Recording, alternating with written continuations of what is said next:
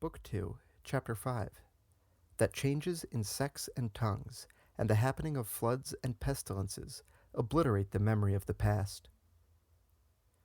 To those philosophers who will have it that the world has existed from all eternity, it were, I think, a good answer, that if what they say be true, we ought to have record of a longer period than 5,000 years,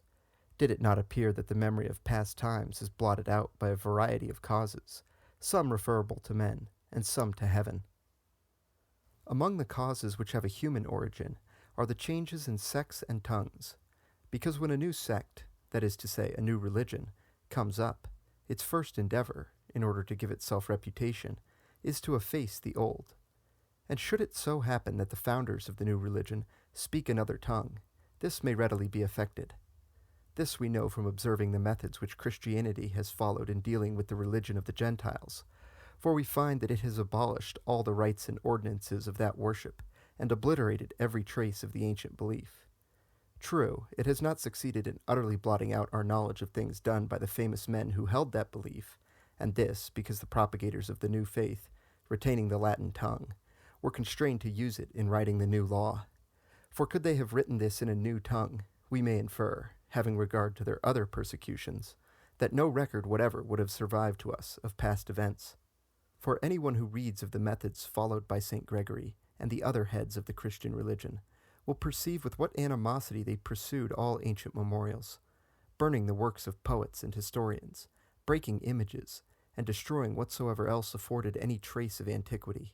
so that if to this persecution a new language had been joined, it must soon have been found that everything was forgotten.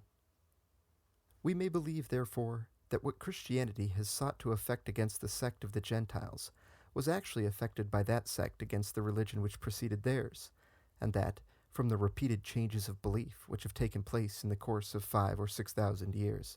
the memory of what happened at a remote date has perished, or, if any trace of it remain, has come to be regarded as a fable to which no credit is due, like the chronicle of Diodorus Siculus, which, professing to give an account of the events of 40,000 or 50,000 years, is held, and I believe justly, a lying tale. As for the causes of oblivion, which we may refer to heaven,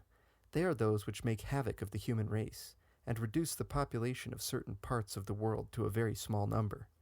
This happens by plague, famine, or flood,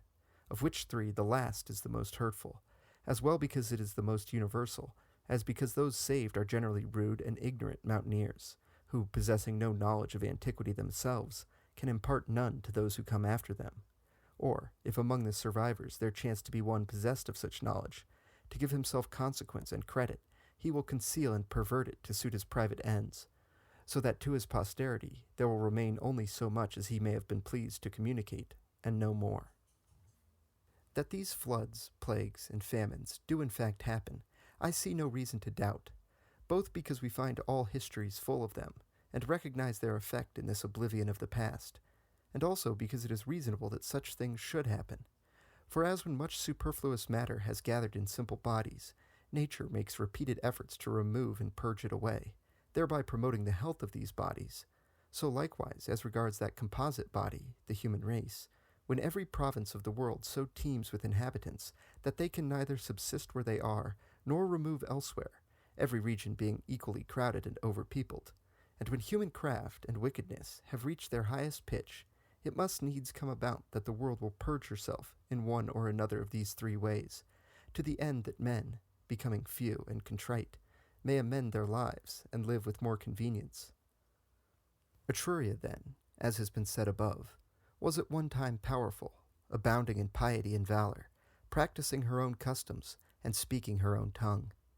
But all this was effaced by the power of Rome, so that, as I have observed already, nothing is left of her but the memory of a name.